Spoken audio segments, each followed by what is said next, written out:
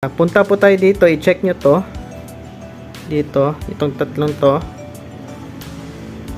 Check nyo yung settings. Under sa settings, click nyo yung privacy and security. Itong dito. Kasi kailangan open DNS yung ating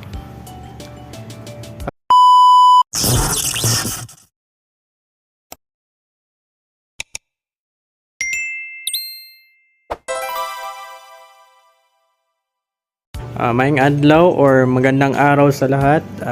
Ito na naman si Technochi, maghatid sa inyo ng panibagong tutorial kung saan ituturo ko sa inyo ngayon ang kahalagahan ng remote monitoring.